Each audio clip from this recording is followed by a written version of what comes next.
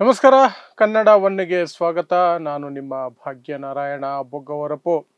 ಈ ದೇಶ ನಿಧಾನಕ್ಕೆ ಹಿಂದೂ ರಾಷ್ಟ್ರ ಆಗ್ತಾ ಇದೆ ಅನ್ನುವಂತಹ ಲಕ್ಷಣಗಳು ಅಥವಾ ಉದಾಹರಣೆಗಳು ಸಾಕಷ್ಟು ಸಿಗ್ತಾ ಇದ್ದಾವೆ ಈ ನಡುವೆ. ಏನು ಅಂದರೆ ದಲಿತರ ಮೇಲೆ ಆಗ್ತಾ ಇರುವಂತಹ ದೌರ್ಜನ್ಯಗಳು.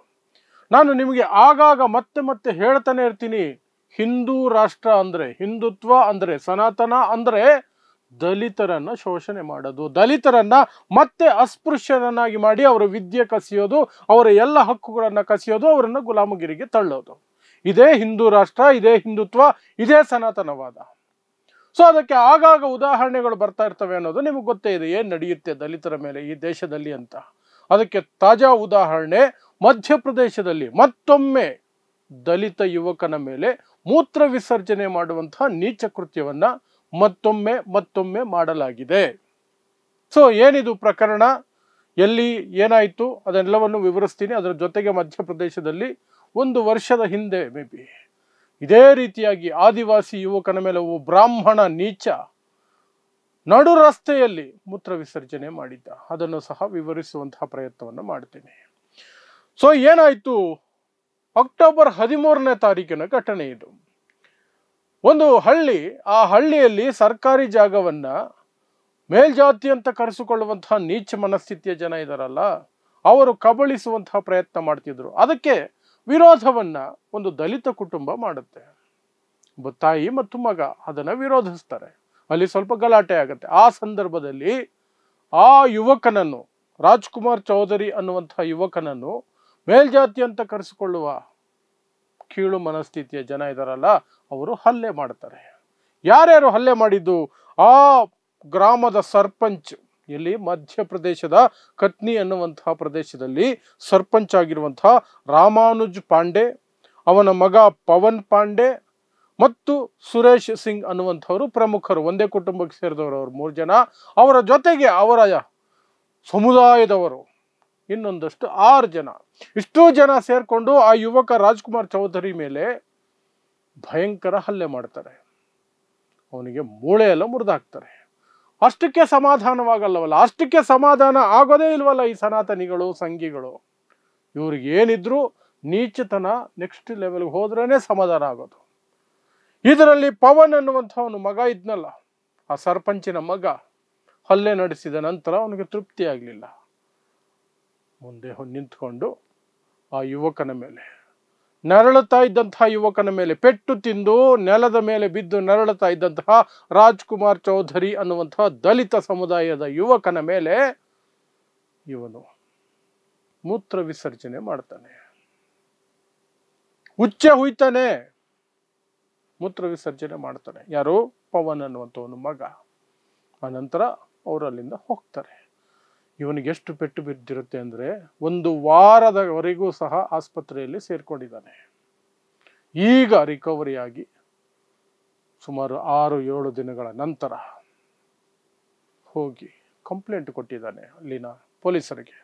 ಈಗ ಸಮಸ್ಯೆ ಏನು ಅಂದರೆ, ಈ ಸರ್ಪಂಚ್ ಇದಾನಲ್ಲ, ಇವನಿಗೆ ರಾಜಕೀಯ ಬೆಂಬಲ ದೊಡ್ಡ ಮಟ್ಟದ. ಲೋಕಲ್ ಬಿಜೆಪಿ MLA, ಬಹಳ ಕ್ಲೋಸ್ ಅಂತೆ, ಆತ್ಮೀಯನಂತೆ. ಹಾಗಾಗಿ ಪೊಲೀಸರು ಅವರ ವಿರುದ್ಧ ಕ್ರಮ ಕೈಗೊಳ್ಳೋದಕ್ಕೆ ಹಿಂದೆ ಮುಂದೆ ಯೋಚನೆ ಮಾಡಿ ಕೊನೆಗೂ ಈಗ ವಿಧಿ ಇಲ್ಲದೆ ಕೆಲವು ಮಾಧ್ಯಮಗಳು, ಮಾರಿಕೊಂಡ ಎಂಜಲು ಗೋಧಿ ಮಾಧ್ಯಮ ಅಲ್ಲ, ಸ್ವತಂತ್ರ ಪತ್ರಿಕೋದ್ಯಮ ನಡೆಸ್ತಾ ಇರುವಂತಹ ಯೂಟ್ಯೂಬರ್ಗಳು ಮತ್ತು ಬೇರೆ ಮಾಧ್ಯಮಗಳು ಸುದ್ದಿ ಮಾಡಿದ ನಂತರ ಆ ಅಯೋಗ್ಯರನ್ನ, ಆ ಜಾತಿವಾದಿ ಗುಂಪನ್ನ, ಆ ಸಂಘಿಗಳನ್ನ ಅರೆಸ್ಟ್ ಮಾಡಿ ಈಗ ಒಳಗಡೆ ಕೂರಿಸಿದ್ದಾರೆ. ಆ ಕೇಸ್ ಮುಂದಕ್ಕೆ ಏನಾಗುತ್ತೆ ನೀವು ಊಹೆ ಮಾಡ್ಕೊಳ್ಬೋದು. ಏನೂ ಆಗಲ್ಲ. ಈಗ ಬೇಲ್ ಸಿಕ್ಕಿ ಹೊರಗಡೆ ಬಂದ್ಬಿಟ್ರೆ ಮುಗೀತು ಅಲ್ಲಿಗೆ.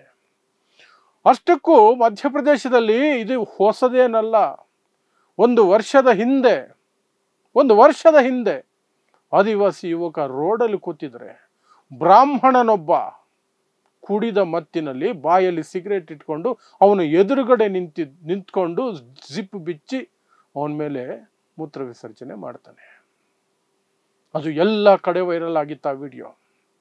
ಅವನಿಗೂ ಅಷ್ಟೇನೆ, ಅರೆಸ್ಟ್ ಮಾಡಿದ್ರು, ಬೇಲ್ ಸಿಕ್ತು, ಆರಾಮಾಗಿದ್ದಾನೆ. ಆದರೆ ಎಲೆಕ್ಷನ್ ಹತ್ತಿರದಲ್ಲಿತ್ತು ಮಧ್ಯಪ್ರದೇಶದಲ್ಲಿ. ಹಾಗಾಗಿ ಒಂದಷ್ಟು ಕ್ರಮಗಳಾದವು. ಏನು ಕ್ರಮ ಆಯಿತು? ಆ ಆದಿವಾಸಿ ಯುವಕನನ್ನ, ಮುಖ್ಯಮಂತ್ರಿಯಾಗಿದ್ದವರು ಆಗ ಯಾರು, ಶಿವರಾಜ್ ಸಿಂಗ್ ಚೌಹಾಣ್. ಶಿವರಾಜ್ ಸಿಂಗ್ ಚೌಹಾಣ್ ಅವರು ತಮ್ಮ ಮನೆಗೆ ಕರೆಸ್ಕೊಂಡು ಆ ಯುವಕನ ಪಾದ ತೊಳೆದು ಫೋಟೋಶೂಟ್ ಮಾಡಿ ಅದನ್ನು ಊರು ತುಂಬ ಹರಿಬಿಟ್ಟು ಎಲೆಕ್ಷನ್ಗೆ ಅನುಕೂಲ ಮಾಡಿಕೊಂಡ್ರು. ಆ ನಂತರ ಯುವಕ ಏನಾದ್ನೋ ಗೊತ್ತಿಲ್ಲ, ಆ ಕೇಸ್ ಏನಾಯ್ತೋ ಗೊತ್ತಿಲ್ಲ, ಆರಾಮಾಗಿ ಆ ಬ್ರಾಹ್ಮಣ ಇದಾನಲ್ಲ, ಕಚಡ ಬ್ರಾಹ್ಮಣ, ಅವನು ನೆಮ್ಮದಿಯಾಗಿ ಇದ್ದಾನೆ, ಬೇಲ್ ಸಿಕ್ಕಿದೆ, ಆರಾಮಾಗಿದ್ದಾನೆ. ಸೊ ಮಧ್ಯಪ್ರದೇಶದಲ್ಲಿ ಇದು. ನಾನು ಯಾಕೆ ಆರಂಭದಲ್ಲಿ ಹೇಳಿದೆ ಹಿಂದೂ ರಾಷ್ಟ್ರ ಆಗ್ತಾ ಇದೆ ಅಂತ, ಇಂಥದ್ದನ್ನೆಲ್ಲ ಕೂಡ ಹಿಂದೂ ರಾಷ್ಟ್ರ ಅಂತ ಆದರೆ ಇದು ಅಪರಾಧ ಅಂತ ಪರಿಗಣಿಸಲ್ಪಡಲ್ಲ, ಇದನ್ನ ಧರ್ಮ ಕಾರ್ಯ ಅಂತ ಪರಿಗಣಿಸ್ತಾರೆ. ಧರ್ಮ ಕಾರ್ಯ ಇದೆಲ್ಲ. ಯಾಕಂದ್ರೆ ನಮ್ಮ ಮನುಸ್ಮೃತಿಯಲ್ಲೇ ಬರೆದಿದ್ದಾರೆ, ಹೀಗೆ ನಡ್ಕೊಳ್ಬೇಕು ಆದಿವಾಸಿಗಳು ದಲಿತರ ಜೊತೆಯಲ್ಲಿ. ಅವರು ಅಸ್ಪೃಶ್ಯರು, ಅವರು ನಮ್ಮ ಸೇವೆಗಾಗಿ ಹುಟ್ಟಿರೋರು. ನಾವು ಮೂತ್ರ ವಿಸರ್ಜನೆ ಮಾಡಿದ್ರೆ ಮಾಡಿಸ್ಕೊಳ್ಬೇಕು, ಮಲ ವಿಸರ್ಜನೆ ಮಾಡಿದ್ರು ಮಾಡಿಸ್ಕೊಳ್ಬೇಕು, ಒದ್ರೆ ಒದಿಸ್ಕೋಬೇಕು, ಅತ್ಯಾಚಾರ ಕೊಲೆ ಏನೇ ಮಾಡಿದ್ರು ಬಾಯಿ ಮುಚ್ಕೊಂಡಿರ್ಬೇಕು, ಜೀವಂತ ಸುಡ್ತಾ ಇದ್ರು ಸಹ ಚಕಾರ ಎತ್ತಬಾರ್ದು. ಅದೇ ಸನಾತನವಾದ, ಅದೇ ಧರ್ಮ, ಅದೇ ಇವರ ಹಿಂದೂ ರಾಷ್ಟ್ರ, ಅದೇ ಹಿಂದುತ್ವ. ಅದನ್ನ ಮಾಡಿದ್ರು, ಅದೇ ಇವ್ರಿಗೆ ಬೇಕಾಗಿರೋದು. ಸೊ ಇತ್ತೀಚೆಗೆ 4 ದಿನಗಳ ಹಿಂದೆನೆ ಹರಿಓಂ ಅನ್ನುವಂತಹ ದಲಿತ ವ್ಯಕ್ತಿಯನ್ನ ಉತ್ತರ ಪ್ರದೇಶದಲ್ಲಿ ಹೊಡೆಸಾಯಿಸಿದ್ರಲ್ಲ, ಸುಮ್ಮನೆ ಹೊಡೆಸಾಯಿಸಿದ್ರು. ಇದೇ ನಡೀತಾ ಇರೋದು ದೇಶದಲ್ಲಿ. ಹಾಗಾಗಿ ಈ ಸಂಘಿ ಸರ್ಕಾರಗಳು ಈ ರೀತಿ ಕದ್ದು ಮುಚ್ಚಿ ಇಂತಹಕ್ಕೆಲ್ಲ ಪ್ರೋತ್ಸಾಹ ಕೊಡೋ ಬದಲು ನೇರವಾಗಿ ಘೋಷಣೆ ಮಾಡಿಬಿಡಿ, ದಲಿತರ ಮೇಲೆ ಮೂತ್ರ ವಿಸರ್ಜನೆ ಮಾಡುವುದು ಅಪರಾಧ ಅಲ್ಲ, ಅದು ಅವರು ತಮಗೆ ಆಗುವಂತಹ ಸನ್ಮಾನ ಅಂತ ಸ್ವೀಕರಿಸಬೇಕು. ಅದನ್ನು ಪ್ರತಿರೋಧಿಸಿದರೆ ದಲಿತರಿಗೆ ಶಿಕ್ಷೆ ಆಗುತ್ತೆ ಅಂತಾದ್ರೂ ಘೋಷಣೆ ಮಾಡಿಬಿಡ್ಲಿ. ಆಗ ಅಟ್ಲೀಸ್ಟ್ ಓಕೆ, ಇದು ಕಾನೂನುಬದ್ಧ ಅನ್ಕೊಂಡಾದ್ರೂ ಸುಮ್ಮನೆ ಇರ್ತಾರೆ. ಪಾಪ ಜನ ಸುಮ್ಮನೆ ಇರ್ತಾರೆ. ಹೆಸರಿಗೆ ಮಾತ್ರ ಒಂದು ಪ್ರಪಂಚದ ಅತಿ ದೊಡ್ಡ ಪ್ರಜಾಪ್ರಭುತ್ವ, ಇಷ್ಟು ಶ್ರೇಷ್ಠ ಸಂವಿಧಾನ, ಇಷ್ಟೆಲ್ಲ ಕಾಯ್ದೆ ಕಾನೂನುಗಳು, ಅಟ್ರಾಸಿಟಿ ಆಕ್ಟ್ಗಳು ಏನೆಲ್ಲ ಇದ್ರೂ ಸಹ ಇವರು ಉಚ್ಚೆ ಹುಯ್ಯೋದಕ್ಕೆ ದಲಿತರ ತಲೆಗಳೇ ಬೇಕು, ಮುಖಗಳೇ ಬೇಕು ಇವರಿಗೆ. ಎಂಥ ನೀಚ ಜನ ನೋಡಿ ಇವರು, ಎಂತಹ ನೀಚಾತಿ ನೀಚ ಜನ. ಮತ್ತು ಇದರ ವಿರುದ್ಧ ಒಂದೇ ಒಂದು ವರದಿಯನ್ನ ಮೇನ್ ಸ್ಟ್ರೀಮ್ ಮೀಡಿಯಾಗಳು ಪ್ರಕಟಿಸೋದಿಲ್ಲ, ಒಂದೇ ಒಂದು ಮೇನ್ ಸ್ಟ್ರೀಮ್ ಮೀಡಿಯಾ ಮಾತಾಡೋದಿಲ್ಲ. ಒಬ್ಬನೇ ಒಬ್ಬ RSS ನವನು ಮಾತಾಡೋದಿಲ್ಲ, ಒಬ್ಬನೇ ಒಬ್ಬ ಹಿಂದುತ್ವದವನು ಮಾತಾಡೋದಿಲ್ಲ, ಒಬ್ಬನೇ ಒಬ್ಬ BJP ಅವನು ಮಾತಾಡೋದಿಲ್ಲ. ಸಾಧ್ಯ ಆದರೆ ಅವನಿಗೆ ಬೇಲ್ ಕೊಡಿಸಿ ಕರ್ಕೊಂಡ್ಬಂದು ಅವ್ರಿಗೆ ಸನ್ಮಾನ ಮಾಡ್ತಾರೆ. ಅಷ್ಟು ಜನಕ್ಕೆ ಸನ್ಮಾನ ಬೇಕಾದ್ರೆ ಮಾಡ್ತಾರೆ. ಯಾಕಂದ್ರೆ ಅದು ಧರ್ಮ ರಕ್ಷಣೆ ಕೆಲಸ ಇವರ ಪ್ರಕಾರ. ದಲಿತರ ಮೇಲೆ ನಡೆಯುವ ಪ್ರತಿಯೊಂದು ಶೋಷಣೆಯು ಹಿಂದೂ ಧರ್ಮದ ರಕ್ಷಣೆ. ಇದೇ ಇವರ ವಾದ, ಇದೇ ಇವರ ಮನಸ್ಥಿತಿ, ಇವರ ಮನಸ್ಸಲ್ಲಿರೋದು ಅದೇನೆ. ಇದು ಈ ದೇಶದ ಗೋಳಿದು, ಈ ದೇಶದ ಗೋಳು. ಇನ್ನು ಹೆಚ್ಚು ಮಾತಾಡಿದ್ರೆ ಹಿಂದೂ ಅಪಾಯದಲ್ಲಿದ್ದಾನೆ. ನಾಚಿಕೆಗೇಡು. ಮಧ್ಯಪ್ರದೇಶ, ಉತ್ತರ ಪ್ರದೇಶ, ಇವರು ಬಾಳುಗಳು ಎಷ್ಟು ಅಸಹ್ಯ ಅಷ್ಟೆ. ನೋಡ್ತಾ ಇರಿ ಸಮಾಜಕ್ಕಾಗಿ ಕನ್ನಡ 1 ನ್ಯೂಸ್. ನಮಸ್ಕಾರ.